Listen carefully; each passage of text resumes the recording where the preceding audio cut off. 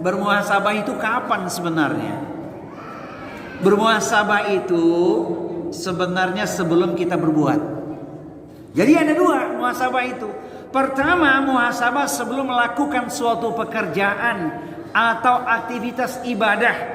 Hendaklah kita berpikir terlebih dahulu, merenungkan sejenak, apakah yang akan dikerjakan itu bermanfaat, baik untuk diri sendiri, juga untuk orang lain, atau malah sebaliknya. Pengalaman hidup kita ini biasanya orang mengatakan apa, ibu-ibu? Bagaimana nanti saja. Betul? Bagaimana nanti aja deh. Gitu kira-kira kan? Mestinya dibalik. Nanti bagaimana? Kalau nanti bagaimana, maka sekarang kita akan melakukan introspeksi. Nggak bermanfaat tidak kita lakukan.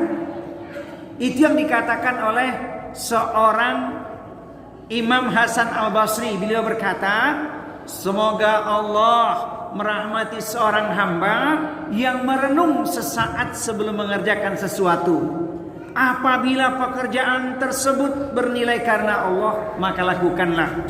Dan apabila sebaliknya, maka tinggalkanlah. 2021 akan kita tinggalkan nih.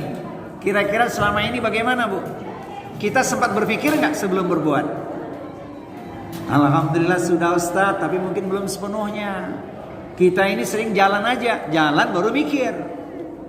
Maka setelah kita kaji tema ini sebagai muhasabah jelang akhir tahun, insya Allah setelah ini tidak lagi kita lakukan, kita berpikir dulu. Berpikir baik atau tidak, manfaat atau tidak. Ini kata seorang Imam Hasan Al-Basri. Bagaimana kata Rasulullah SAW?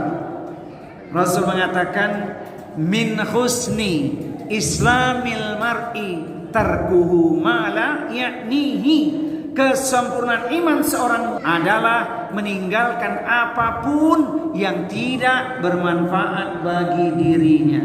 Berpikir dulu sebelum berbuat, insya Allah selamat.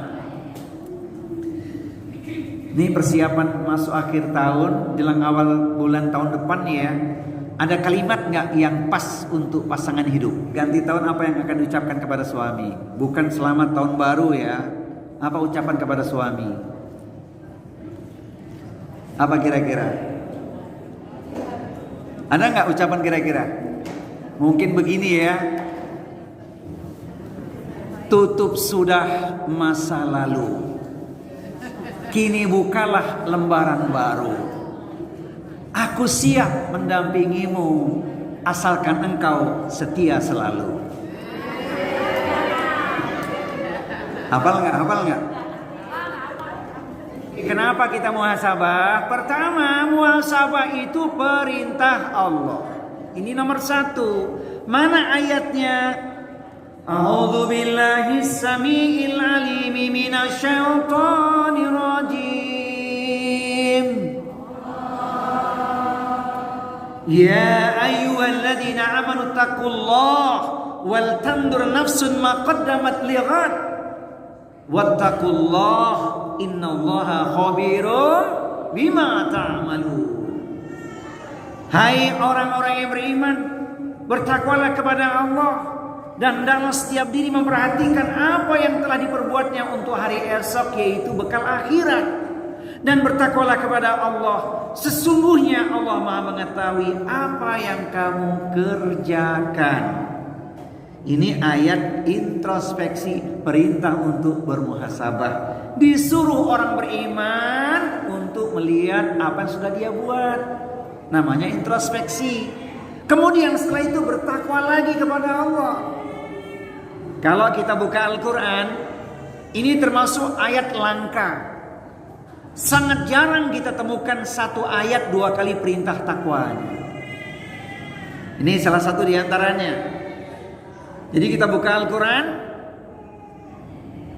satu ayat dua kali perintah takwanya ini di surat Al-Hasyr surat 59 ayat 18. Satu lagi ada di Quran surat An-Nisa, surat An-Nisa ayat yang pertama.